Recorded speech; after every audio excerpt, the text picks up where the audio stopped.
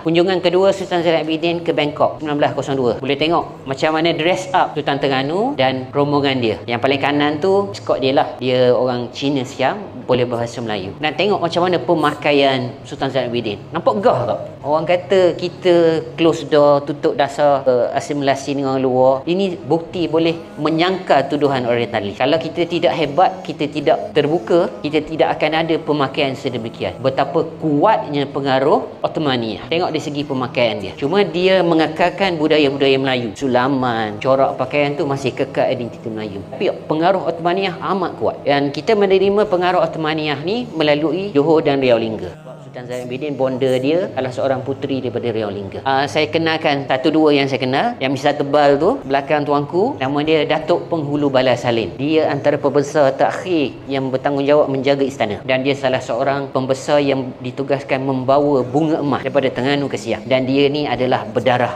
Bugis. Bugis very rare di Terengganu dalam istana. Rakyat biasa tu normal, tapi kerabat amat susah. Kecuali dia. Dia tidak mengekalkan nama Bugis, dia pakai nama Melayu dan dia dimelayukan. Tapi dia berdarah Bugis, Riau Lingga. Itu antara identiti orang Bugis lah. Ampok Garang, Misai apa semua tu. Compare dengan yang lain. Yang lain tu Melayu lah. Yang duduk sebelah dia tu Tengku Muhammad zaman muda. Tengok dress dia. Memang moden. Dah Sabah tahun 1890 dengan pakaian dia tu macam gaya Eropah. Pakai kok sepasang, pakai topi, kasut dengan gaya dia. Gambar ni di Bangkok bukan di Terengganu 1902. Tahun yang sama, ni suasana masa kolonial tengah nak menebus di Terengganu dengan cara imperialis dia. Sebenarnya lain ni pun gaya-gaya gini tak ada dah pakaian kita. Kita banyak berubah dah. Saya ingin balik pakaian rasmi kerajaan. Sama ada biru ataupun hitam, bukan putih. Ini pakaian asal korporat raja-raja di Terengganu. Maksudnya pembesar. Ni pakaian dia. Kita boleh tengok evolusi. Lepas tu dia tukar.